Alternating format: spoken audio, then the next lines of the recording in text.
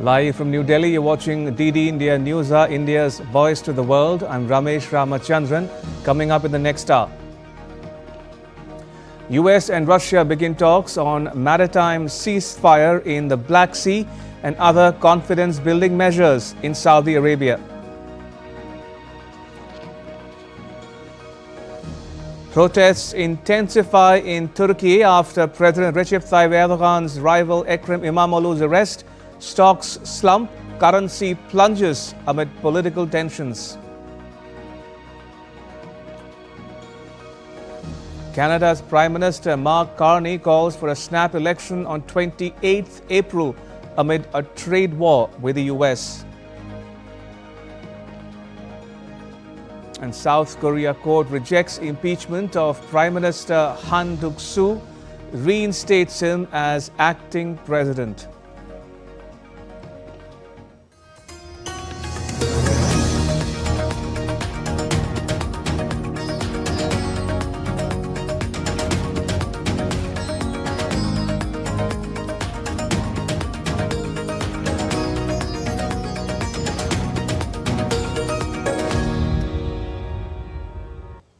US and Russian officials began talks in Saudi Arabia on Monday aimed at making progress towards a broad ceasefire in Ukraine, with Washington, D.C. eyeing a Black Sea ceasefire before securing a wider agreement.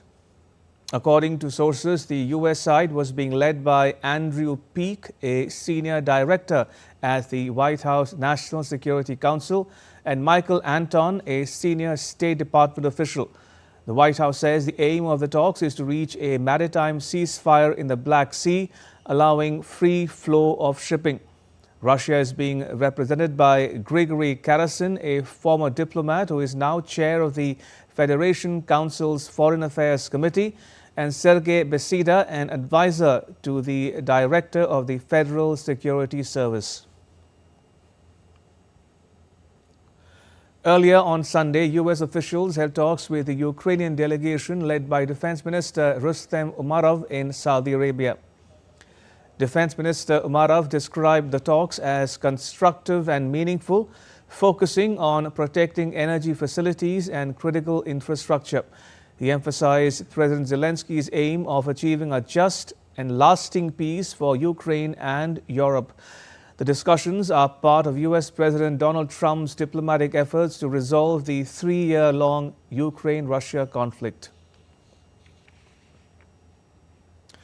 Meanwhile, Ukraine's President Volodymyr Zelensky said on Sunday that the discussions with the US in Saudi Arabia were productive and Ukraine's delegation contributed constructively to the talks. Today marks the second meeting between the Ukrainian and US teams in Saudi Arabia, this time at a more technical level. Our military, our diplomats, and our representatives from the Ministry of Energy. I just spoke with Rustem Umerov. He briefed me on the meeting and the course of the negotiations. Our team is working in a completely constructive manner. The conversation is quite useful. Абсолютно конструктивно. In other news, Turkey is on the boil. Thousands have been protesting in Istanbul against Mayor Ekrem İmamoğlu's arrest, sparking clashes with police and widespread outrage. The crisis threatens to destabilize Turkey, with protesters vowing to continue daily rallies until İmamoğlu's release. DD India's Antara Sinha gets you more.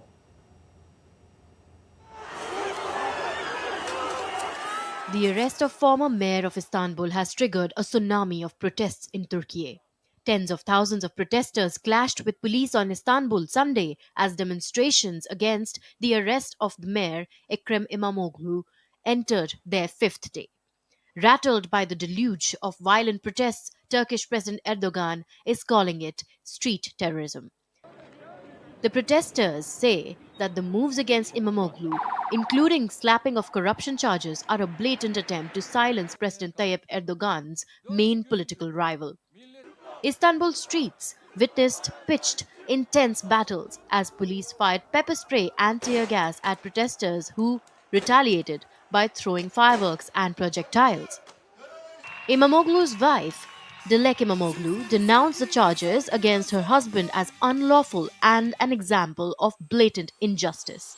Haksız hukuksuz karara We had a hard day today for all of us, but what do we say? We will win by resisting. They arrested Ekrim. They do not realize how, in the conscience of millions, this is an unjust and unlawful decision. But they will learn. This is a very deep pain of blatant injustice. sağladığı haklardan bir adım bile geri. Amid protests, Turkey's main opposition CHP held a symbolic primary. The poll was intra-party, but the outpouring of support for Imamoglu made the party open the voting to anyone who wished to participate. 15 million voters decided to vote. The massive turnout highlights Imamoglu's broad appeal and cements his status as a key challenger to President Erdogan. The primary has become a rallying point for opposition. We expect the government to turn back from this mistake. We want the law to really work. We want it to decide independently. We will do our best for this. We will continue to struggle. İmamoğlu'nun tutuklanma kararı, gözaltı kararının tamamı. I think Imamoglu's arrest and detention decision is completely unlawful. It was also there during the persecution of our friends. It makes me very emotional to witness everything Böyle firsthand. şeylerle mücadele etmek zorunda kalmamız gerçekten... The arrest of and action against Imamoglu has sparked a protest of unprecedented scale, and anger is increasing by each passing day, with protesters determined to carry on till demands are met. Turkey is in for chaotic and destabilizing days ahead. Antara Sinha for DD India. Bu çocuklar sizin çocuklarınız. Political campaigns have started to gather momentum after Canadian Prime Minister Mark Carney called a snap election for April 28th. The election in Canada comes at a time when tension with the US is running high on tariff front. Mark Carney is seeking votes to deal with the threat from the US, while opposition Conservatives blame Carney to be an elitist who plans to continue the policy of high government spending. Other key players in elections are Bloc Québécois and the New Democratic Party. Fuzail Ahmed reports. Leaders of political parties in Canada have started their campaign after the announcement of snap elections for April 28th. Besides handling of soaring housing costs and an affordability crisis, tariff war with the United States is likely to dominate the elections in Canada. Although the next election was not due until October 20th, Mark Carney is hoping to capitalize on a remarkable recovery by his Liberal Party in the polls since January, when Trump began threatening Canada. Our response must be to build a strong economy and a more secure Canada. President Trump claims that Canada isn't a real country. He wants to break us so America can own us. We will not let that happen. We're over the shock of the betrayal, but we should never forget the lessons. We have to look out for ourselves.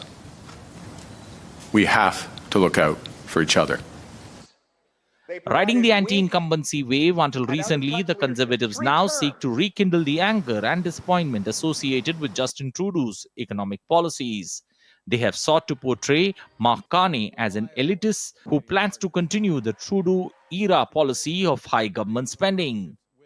They are the same Liberals, with the same ministers, the same MPs, the same advisors, the same policies, and even today making the same promises that they've been breaking for over 10 years. And who did they choose to bring in? Mr. Carney. Under the Liberals, led by Trudeau or Carney, what we have is out-of-touch, weak leadership. And for Mr. Carney, someone who will not stand up for our country. On the other hand, Bloc Québécois is a key player in predominantly French-speaking province of Quebec. I do not have the feeling that Quebecers trust so much Mr. Poilievre. And I do not have the feeling that Quebecers know so much about Mr. Carney. So if what they propose is good, They have nothing to fear, because as we did in the last 6 years, we will support what is good for Quebec. While left-leaning New Democratic Party focuses on worker and labour issues. The announcement of elections come at a time when tensions have escalated with the United States. US presidential tariffs and calls to annex Canada have fueled anger among many Canadians. Thousands rallied in downtown Toronto for Elbows Up Canada amid US-Canada trade war.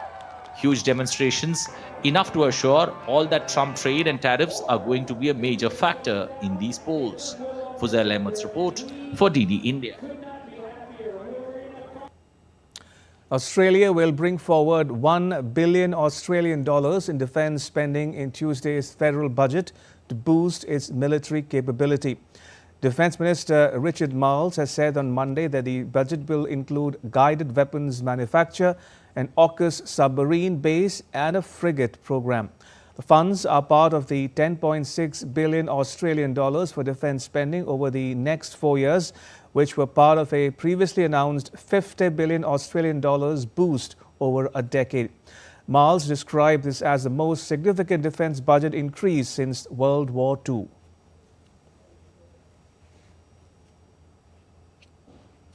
And in the federal budget, there will be an increase in defence spending over the forward estimates of $10.6 billion. This is the most significant increase in defence spending in peacetime Australia since the end of the Second World War. Part of the $10.6 billion sees bringing forward an additional $1 billion. And that's because of the need to accelerate Australia's capability development. Australia's army has received its first delivery of a game-changer mobile long-range US rocket system. The government, in a statement on Monday, said the first two of a planned 42 high-mobility artillery rocket system or HIMARS launcher vehicles had already arrived from the United States. The country's acquisition of the HIMARS system was accelerated after a 2023 Defence Strategic Review. That review called for a shift towards long-range deterrence, with China's rapid military build-up feeding concerns about the vulnerability of Australia's links to its trade partners and global supply chains. In response to the findings, the government announced at the time it would spend $1 billion to expand and speed up delivery of the high-mobility artillery rocket system. As part of its deterrence strategy, Australia has already committed to equipping its Navy with stealthy, long-range nuclear-powered submarines that could retaliate with a barrage of cruise missiles. Using the guided multiple launch rocket system and the precision strike missiles, HIMARS can strike targets more than 500 kilometers away. South Korea's Constitutional Court has reinstated Prime Minister Han Duck-soo as acting president, dismissing his impeachment in a 5-1 vote. The decision follows a political crisis over suspended President Yoon Suk-yeol's alleged attempt to subvert civilian rule. Han's impeachment, driven by opposition over judicial appointments, impacts Yoon's pending impeachment case. At least 6 of the 8 justices must vote to remove Yoon, otherwise he'll be reinstated. The courts will begin arguments in President Yoon's criminal trial on the 14th of April. The court's decision has also sparked widespread protests, with hundreds of thousands of South Koreans taking to the streets over the weekend. The protests in South Korea have intensified ahead of the court verdict, with rallies for and against Yoon drawing large crowds. The situation remains volatile, with the court's ruling on Yoon's impeachment expected to exacerbate societal fissures.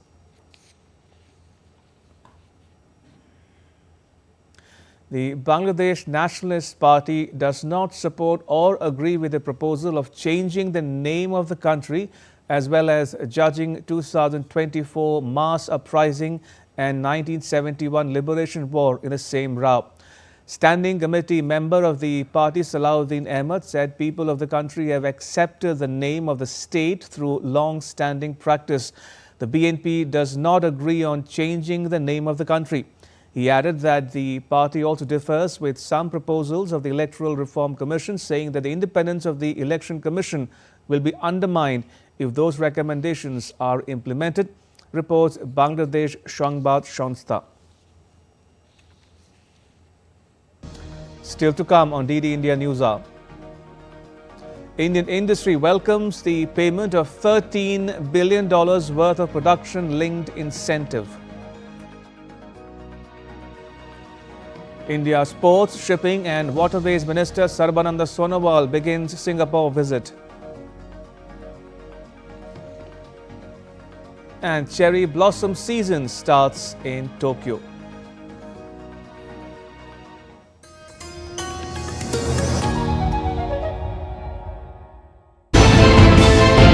Geopolitics and trade deals. Economic challenges amid development. Hard work and the path to prosperity. It's the economy always. Between walkers, money is what money does and says.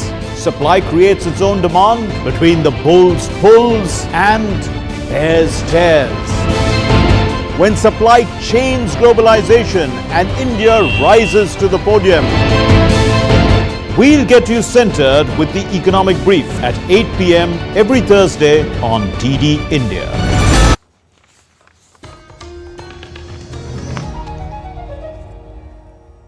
You're watching DD India News Hour. I'm Ramesh Ramachandran. As India doubled its gross domestic product or GDP in a decade, clocking an impressive growth of 105%, the Indian government is implementing a production-linked incentive scheme or PLI scheme to bolster the country's manufacturing sector. India shines bright again in global economy rankings. India holds the 5th rank in the world's top economies with a remarkable change real GDP of $4.3 trillion in 2025.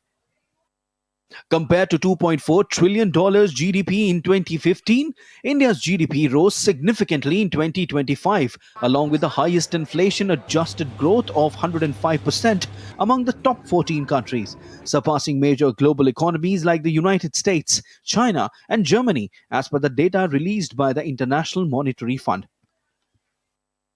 In comparison, the United States and China's GDP grew by 66% and 76% respectively during the same period. The IMF data also revealed that India, the world's fastest growing economy, is all set to overtake Japan and become the 4th largest economy in the world, as the latter's GDP grew nil in the past decade. India stands tall as the 5th largest economy of the world.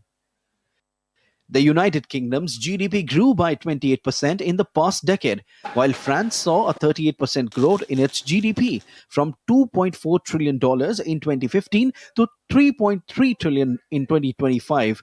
The United States remains the world's largest economy, with its GDP growing from $23.7 trillion in 2015 to $30.3 trillion in 2025. Analysts believe that with the government's proactive economic policies, bold structural reforms, and a sustained focus on ease of doing business, India is among the world's top economies. Indian economy is emerging quite rapidly at the global economy level.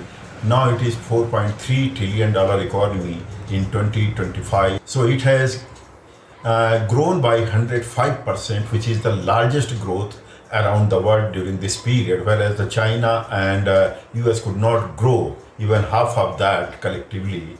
And now it is going to relegate Japan behind it, and Japan is now $4.4 trillion economy. So it is expected by the end of this year or early next year, India will be ahead of Japan to become the 4th largest economy because of its growing new growth center by developing new states as the growth engines, new growth sectors around the economy, entire country. As India marches ahead in its vision of being self-reliant, the production-linked incentive schemes for 14 key sectors are under implementation. It will give boost to the country's manufacturing prowess and ramp up exports. As on date, 764 applications have been approved under PLI schemes for 14 key sectors. 176 MSMEs are among the PLI beneficiaries in sectors such as bulk drugs, medical devices, pharma, telecom, food processing, textiles, and drones. In an era marked by escalating global trade tensions and persistent geopolitical uncertainties, the Indian economy has demonstrated remarkable resilience and robust growth, proving that global shift is real. Ayushi Bhatnagar's report for DD India. India's Minister of Ports, Shipping and Waterways, Sarbananda Sonowal, is on a 3-day visit to Singapore. He attended the Singapore Maritime Week on Monday, where he held productive discussions with industry leaders on India's maritime potential. Positioned to offer top-tier opportunities, India welcomes the global maritime community to invest and tap into its immense prospects.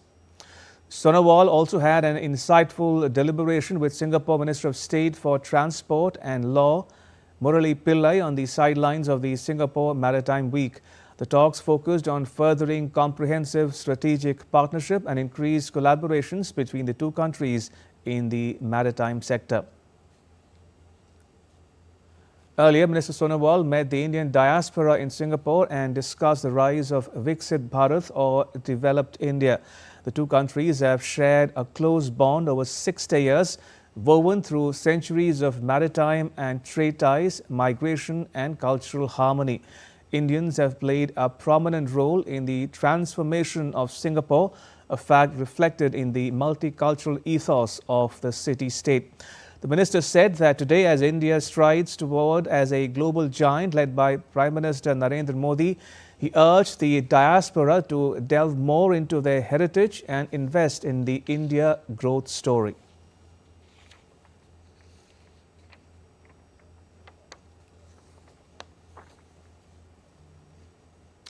Right, let me go back to the big story we are tracking here on DD India News Hour about India's production-linked incentive scheme, which has created jobs, and India has dispersed already nearly $13 billion worth of production-linked incentives to Indian and foreign companies alike. Joining me is senior journalist Shubhamoy Bhattacharjee, who joins us from Sri Lanka. Mr. Bhattacharjee, welcome to DD India News Hour. Before we get down to the specifics, we'd like to get a perspective from you about the thought or rationale behind India's production-linked incentive scheme. How and why was it launched? Well, that's a good point.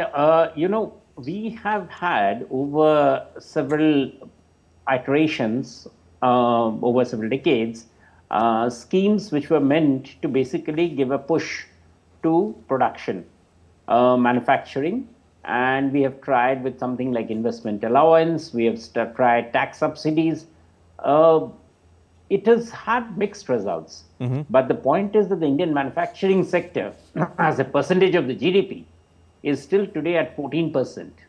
And that is a very small pie of the total GDP. The agricultural sector today is actually larger than the manufacturing sector in terms of its contribution to the GDP. Now, that's not a very happy state of affairs, because we need to push the manufacturing sector to generate more productive employment, to generate investments, to basically raise the pace of growth of the GDP. So that is why the manufacturing sector, the present government decided that you need to have a incentive scheme that actually incentivizes, which makes it better. That means a scheme that will actually encourage companies to produce more, rather than just to show investments or rather to show some other features. It should be a very simple thing that if you produce more, you get incentives. If you don't produce more, you don't get incentives. So the production-linked incentive scheme is basically meant to do that. And as the numbers have started showing, especially in frontier areas like electronics, chip manufacturing, in lots of other, these production-linked incentives have started showing very impressive results. Yes. Mr. Bhattacharjee, I have a twofold question to you. One, if you could talk a bit more about your assessment of the performance of the PLI scheme over the last several years, number one. And number two, from an industry perspective, and Indian industry feedback in particular, your thoughts on the quick and timely disbursement of the monies as well. That's the second part of it. The quick disbursement part, I'll come to later. Sure. About how the production-linked incentive has done. Well, as I said, that initially, or rather not initially over time, about 13 sectors are part of the production-linked incentive scheme. These sectors were picked up for various reasons, primarily that they were in a good position to show rise in production. 2, they had strong employment linkages. And 3, they were significant for the Indian economy. Right. That was the rationale on which the PLI scheme was built on for these sectors. Now, when you look at these PLI schemes for these sectors, and as your data would show, and as the recent releases from the Government of India is also showing, some sectors have done, as we just discussed, have done exceptionally well. Electronics, computer, all of these have done extremely well. There are other sectors like textile, where the results have been, it's still a bit way off. We are still not there. Why is it so? Because these sectors have had older production methods. Many of these companies had gone into bankruptcy processes of restructuring. So that took time for those companies to come out. There are several other companies there which are still struggling to set up modern production facilities. So sectors which I would typically say, solar, for instance, has done well. So as you would see, typically the sectors which are frontier sectors in terms of technology, sectors which don't have too much of baggage of the past, those sectors have done well and have done remarkably well and have actually moved on and have found PLI most useful for them. The sectors which have had older production methods, which were there, and they needed to orient themselves to the new demands of the global market, of the Indian market itself, these sectors have had mixed results. They are learning the game, but for them it's taken time. So production-linked incentive, as you would find that the government has also said, that it is a scheme with a sunset clause, in the sense that it is not about indefinitely. It will be there in operation for about 5 years on an average for most sectors, and after that it will be stopped. So these companies have to therefore show results from the beginning of that period. So that has required a bit of, as I said, the frontier areas have brought in new capital, the new investment, new ideas, and they have been able to pick up the advantage of PLI very fast. Whereas sectors which typically have had experience of holding themselves, of not having generated adequate returns earlier, have still had problems regrouping themselves to take advantage of the PLI schemes. But we can hope that having seen what's happening with the new sectors and the fact that it's a very viable scheme, they should also be able to come around to take advantage. Yes. I'm afraid that's all we have time for. I will have to leave it at that. Mr. Bhattacharjee, thank you for joining us and sharing your thoughts with our viewers at home and abroad. Thank you for your time. Much appreciated. Thank you. And still to come on DD India News Hour. Search operations on Kathua in India's Jammu and Kashmir after a terrorist encounter. 24th March is World Tuberculosis Day. We get you a special report.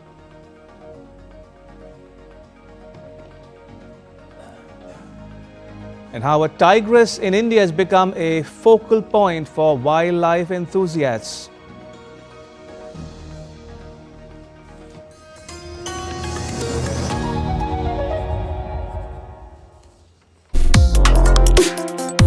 Complex issues, hidden agendas, twists and turns, strategic games.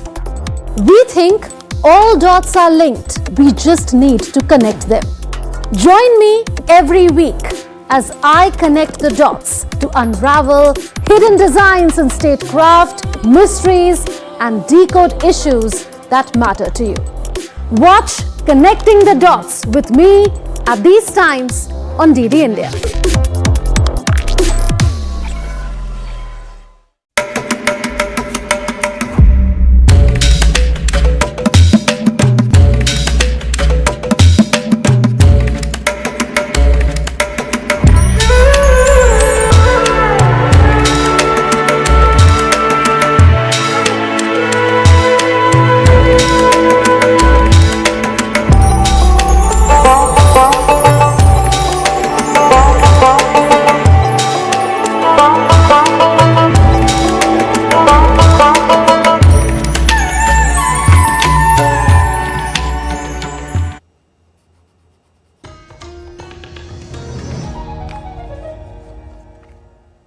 You're watching DD India News Hour. I'm Ramesh Ramachandran. A quick recap of the headlines.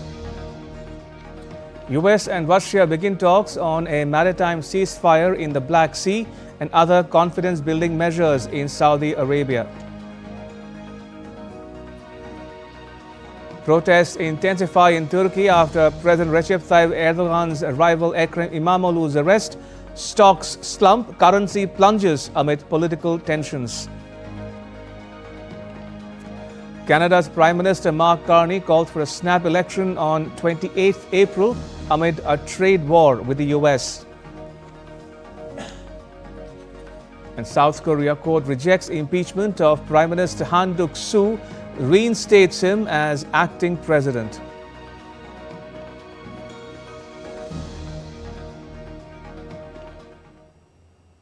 The Indian Army, along with the Special Operations Group in the Central Reserve Police Force, are carrying out a cordon and search operation in Hiranagar sector of Kathua district of Jammu and Kashmir. The NSG also joined the operation on Monday. The joint operation was launched on Sunday night after the security forces received input regarding the presence of terrorists. This comes after a firing incident was reported in the Hiranagar area during a search operation by security forces. Jammu and Kashmir Director General of Police Nalin Prabhat also reached Hiranagar to personally monitor the ongoing operation. Security forces busted a major terrorist hideout in a remote forest area in Poonch district of Jammu and Kashmir, leading to the recovery of a huge cache of arms and explosives.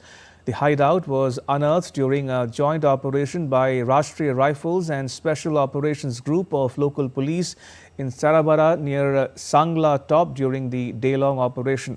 However, no one was arrested during the operation.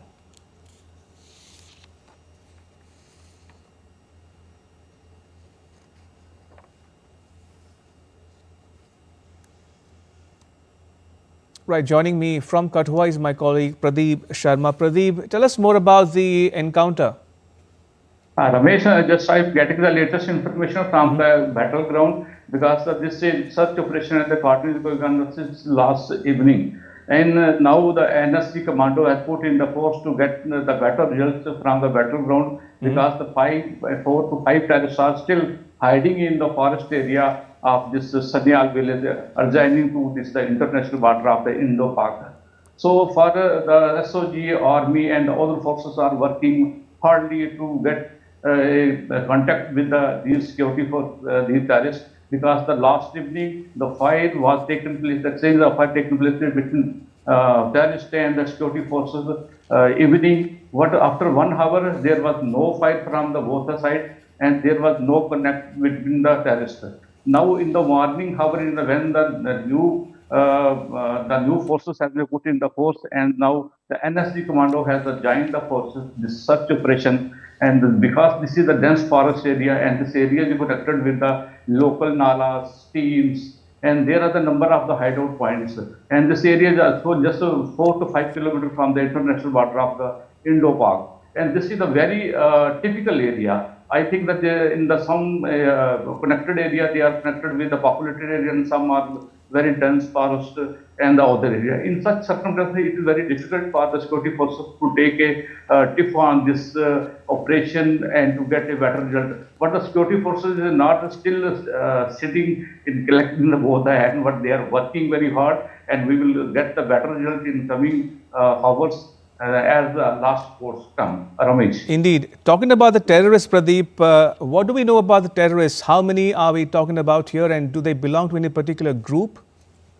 Yeah, the terrorists mostly, just recently, you know that the search operation was also carried in the Poonch district and a big consignment has been found out. And so far in such areas, the Kathua district also very soft corner because this is a sneaking point, infiltration point from the international border to Jammu and Kashmir. And sometimes this route is also called the safer route. And the LAT and the other module of the bulletins planned by the handler sitting in the Pakistan, they are also take a very easy way to join these local nalas and getting the better routes towards the hilly areas of the Doda, Ispat and the other areas of this. To disturb this sub area. So far the security forces are working very hard, and I hope that they will get the better results in coming hours. All right, Pradeep, thank you. Pradeep Sharma reporting there from Kathua on an encounter that is still undergoing.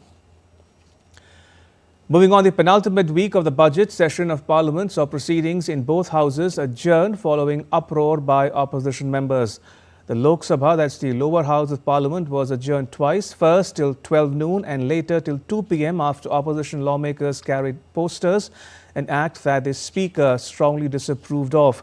The Speaker reminded the House that a previous decision had barred members from bringing any kind of posters inside the House. The Rajya Sabha, the upper house, was also adjourned first till 2 p.m. and later for the day amid similar disruptions. The uproar escalated when Parliamentary Affairs Minister Kiren Rijiju raised the issue of Karnataka Deputy Chief Minister D.K. Shivakumar's reported statement about amending the constitution to provide reservations for Muslims. This led to loud protests from the opposition benches, further stalling the proceedings. With tensions running high, all eyes will be on the Parliament when the sessions resume later today.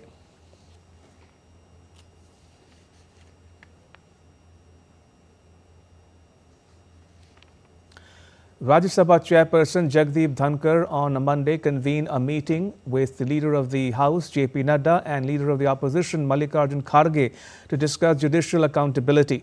The meeting was convened to discuss the issue related to Judicial Accountability and National Judicial Appointments Commission Act.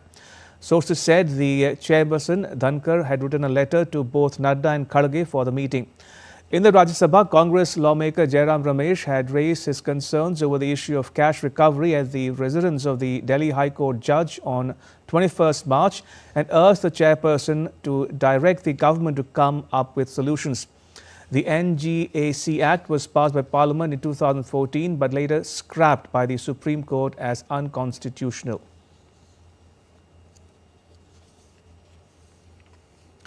And joining me from Delhi is my colleague Anil Thomas. Anil, tell us more about the reasons for the disruption in both houses of Parliament. Well, good afternoon, Ramesh. The meeting between the two leaders, the leader of opposition in the upper house, along with the leader of the House, went off well with the chairman. Both leaders did present their points of contention.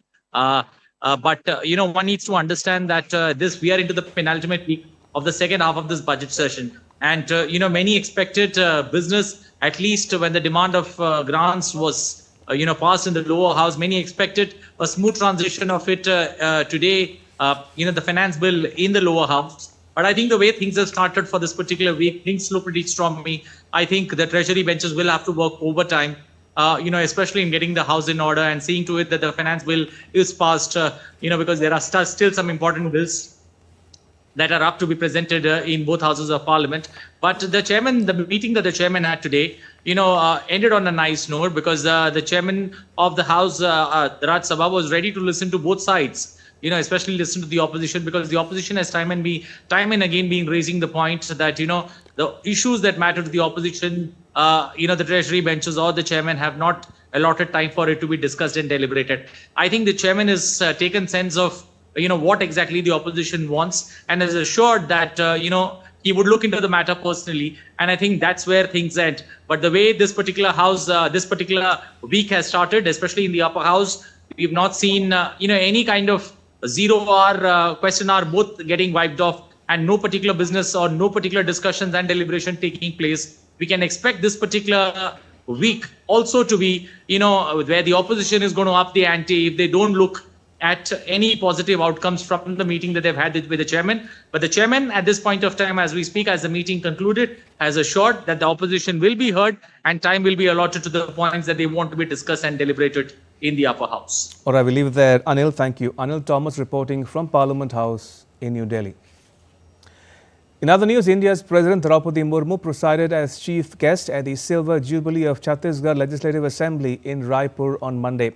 Addressing the assembly on the occasion, President Murmu said the assembly has set an example of a model assembly for not only India but for the world since it came into existence in the year 2000. Also, the members of the Assembly diligently follow self-imposed discipline, which is another praiseworthy issue. She remembered the first woman parliamentarian of Chhattisgarh, Minimata Agamdas Guru, who paved way for women empowerment in the state.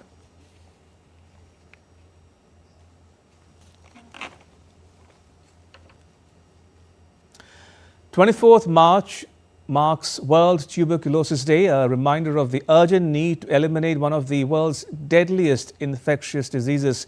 This year's theme, Yes, We Can End TB, Commit, Invest, Deliver, highlights the importance of global commitment, investment and action in combating TB.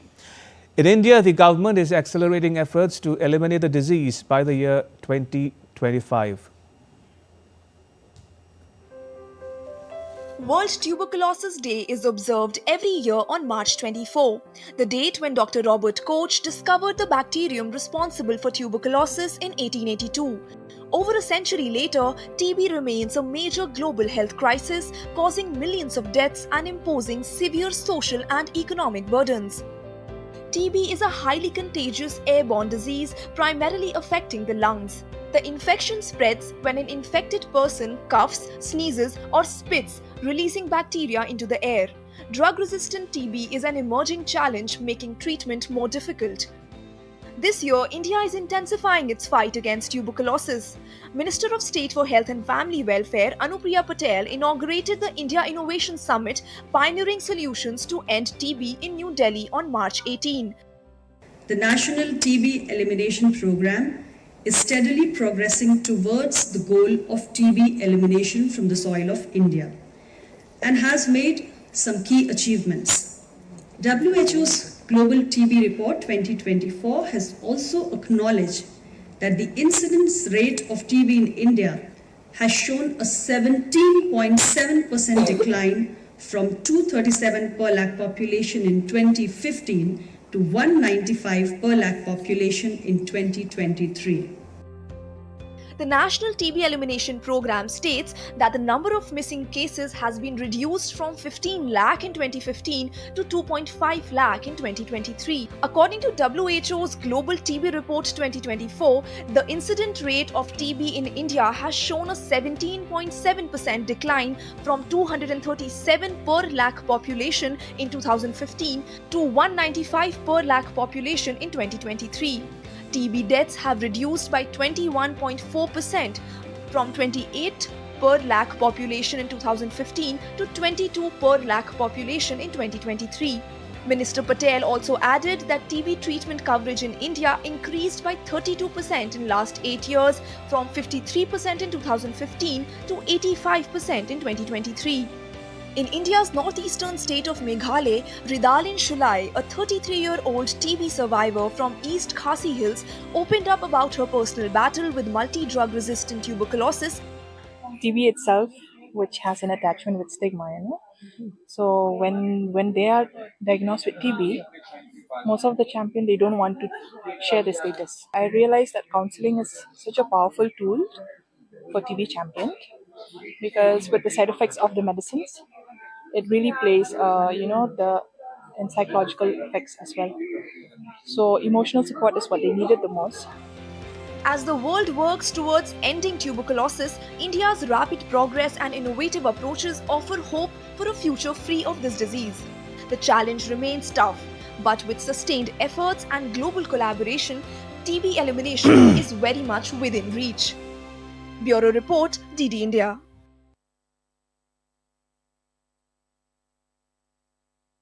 Eliminating TB in the country, and efforts are being made in that direction as well to improve healthcare going forward. Now, this is for vulnerable populations. Now, India's Minister of Health and Family Welfare, Mr. J.P. Nadda, highlighted key initiatives taken under the Prime Minister Narendra Modi's leadership. The government launched India 100 Days TB Elimination Campaign in high-burden districts, focusing on high-burden districts and ensuring TB services reach the grassroots level. Recognizing nutrition's role in recovery, financial support for nutritional needs was increased from 500 rupees per month to 1,000 rupees per month. The minister urged collective action for a TB-free India by ensuring better healthcare access and stronger support for patients.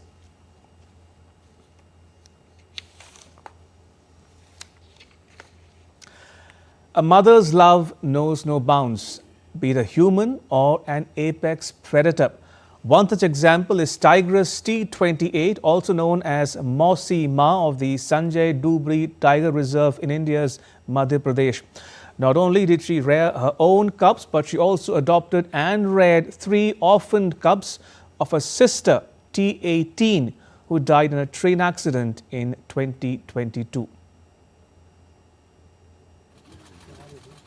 A mother's love knows no bounds, and this truth echoes through the wild, where even the fiercest creatures display a tenderness that defies expectation.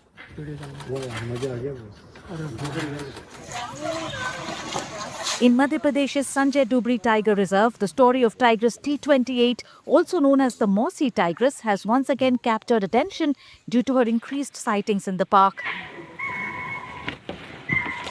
2 years ago, after her sister, tigress T18, died in a train accident, T28 stepped in to care for her sister's 3 orphaned cubs. T28 जो बाघिन है हमारे यहाँ की, उसको मौसी माँ भी कहते हैं। अभी उसके वर्तमान में 4 शावक हैं। इसके पहले उसने 6 शावकों का लालन पालन किया है, जिसमें से 3 तो उसके अपने शावक थे, 3 उसकी बहन के शावक थे।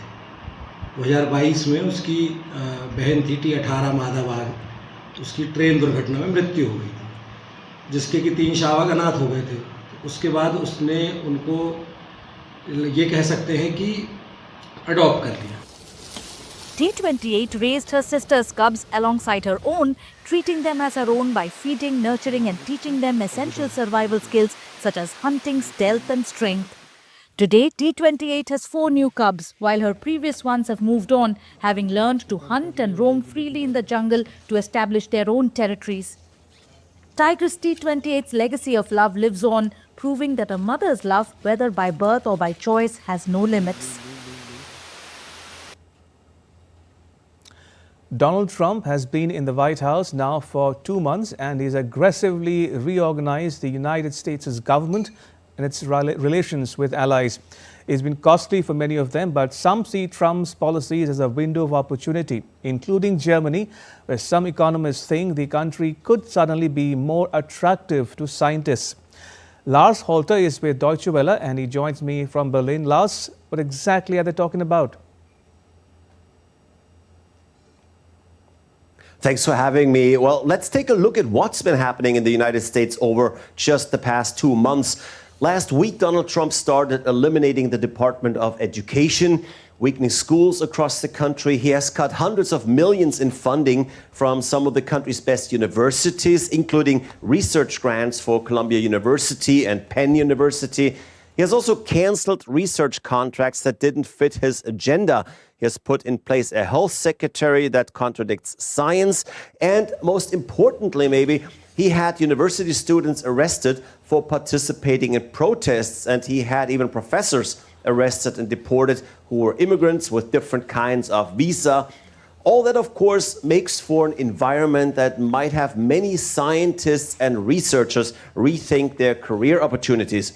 Especially that last part, the arrests and deportations, are a major factor here. Many researchers and scientists in the US are obviously immigrants from all kinds of countries around the globe, of course, but large numbers, for example, are from India. Many of them are in the medical field, but also in high-tech, working on AI and future technologies.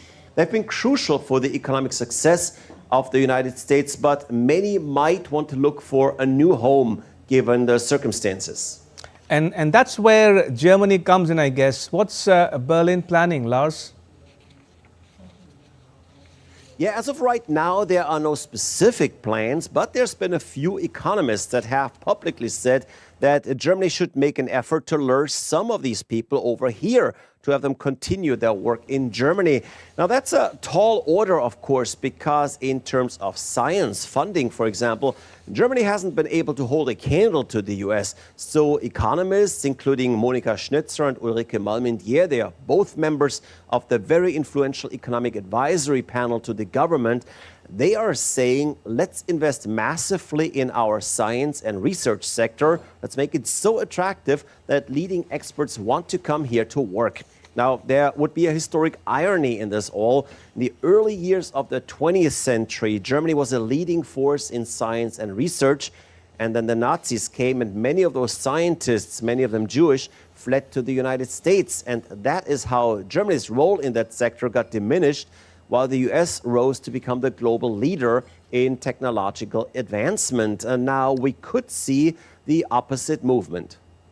Lars, thank you. Lars Holter reporting there from Berlin. In sports news, the powerlifting events at the Khelo India Para Games are in full swing at the JLN Stadium in New Delhi.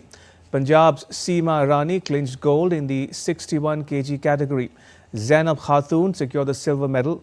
Yesterday, Jaspreet Kaur made history in the powerlifting, becoming the first athlete in the Khelo India Para Games 2025 to break a national record. In the 45 kg category, the 31-year-old lifted 101 kilograms to claim the gold medal. The competition continues as athletes push their limits to achieve glory. Rachin Ravindra led Chennai Super Kings to an easy 4-wicket win over Mumbai Indians in their IPL 2025 campaign opener at Chepauk on Sunday. The result also saw MI continuing their 13-year-long unwanted streak of losing the opening match of their campaign. The side last won the IPL campaign opener back in 2012.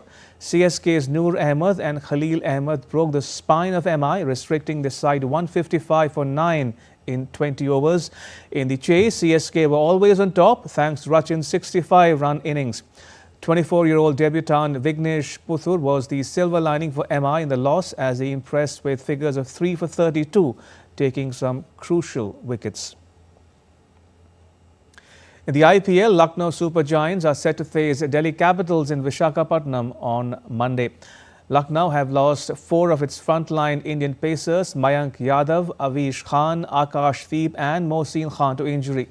A depleted Lucknow will face a stiff challenge against the in-form Delhi Capitals batters. Capitals' openers Jake Fraser-McGurk and Abhishek Porel would like to pick up from where they left last season. Delhi also have a brilliant finisher in the form of Tristan Stubbs. Delhi's bowling lineup features a mix of veterans and young guns like Mitchell Starc, Mohit Sharma, T. Natarajan and Mukesh Sharma. On to updates from the UEFA Nations League 2025. Brackets for the semi-finals are set. Germany, Portugal, Spain and France have qualified for the last 4 stage.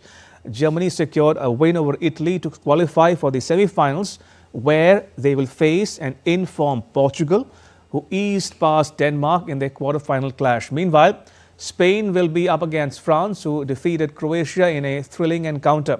The semi-finals will take place on June 5 and June 6, with the finals set to take place on the 8th of June. The 2025 Macau International Parade featured 1,800 performers from 15 countries celebrating love, peace and cultural harmony. It included 23 international troops and 60 local teams, marking the 26th anniversary of Macau and the launch of a campaign called the Culture City of East Asia 2025.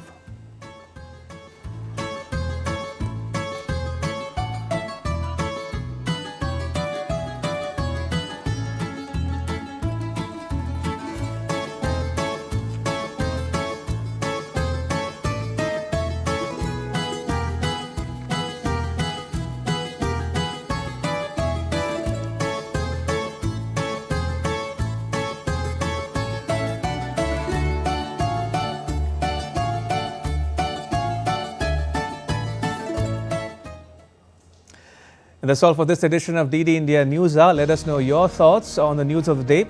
You can get the latest news and updates on the DD India mobile app. It's available on both Android and iOS platforms.